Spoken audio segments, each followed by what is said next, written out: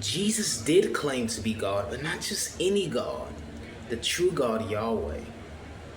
In my previous video, I mentioned how Jesus in Matthew chapter 12 verse 8 says, "For the Son of Man is Lord even of the Sabbath," which is a claim that only the true God Yahweh can make. And for any man to make that claim is blasphemy if he's a mere man. However, Jesus makes another astonishing claim before he even said that in Matthew chapter 12 verse 6. He says the following, "Yet I say to you that in this place there is one greater than the temple." Notice what Jesus just said here. He says that one greater than the temple. And he's referring to himself. The temple is associated with the presence of God.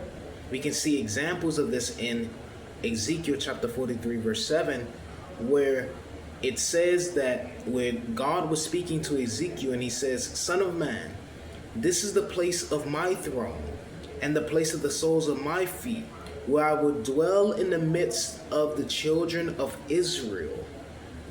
That the temple, and in this context, in Matthew chapter 12, verse 6, the temple Jesus was referring to was the second temple, which is the temple that is being referenced in Ezekiel chapter 43, verse 1 to 7. Jesus says he is greater than that temple, but this is the place where God dwells. In Matthew chapter 23, verse 21, Jesus says that the temple is associated with God, the one who dwells in it. He says in Matthew 23 verse 21, "He who swears by the temple swears by it and by him who dwells in it." And the him in that passage is God. So, how could one be greater than the temple? That is because the one that was in that place, Jesus, is God himself who took on a human form.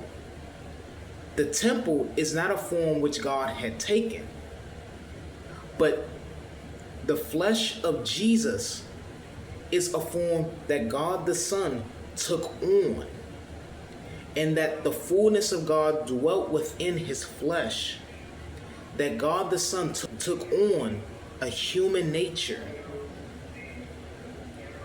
This statement would be utter blasphemy unless he is the true God, Yahweh, who took on a human form. The Pharisees were looking at their Creator, looking at God who took on a human form. This is why he is greater than the temple.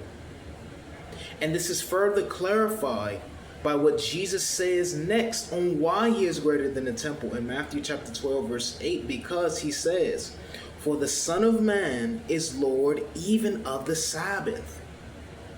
This statement would be utter blasphemy if he was only a mere man, because only Yahweh is the Lord of the Sabbath.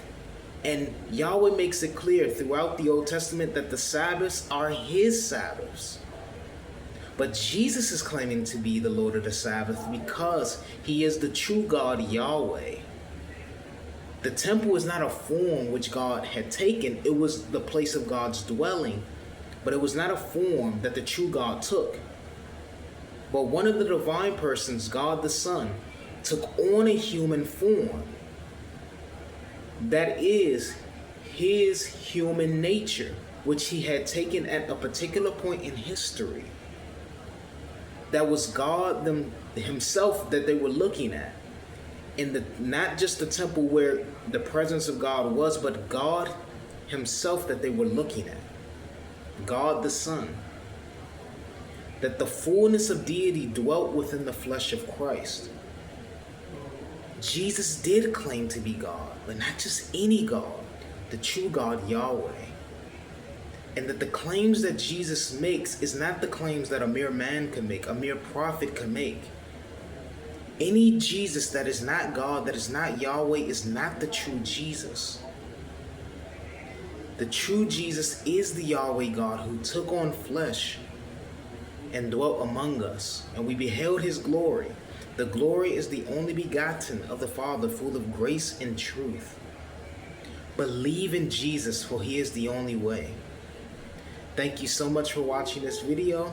God bless you, and I love you so much, and I hope that you have a wonderful day. Take care. God bless you.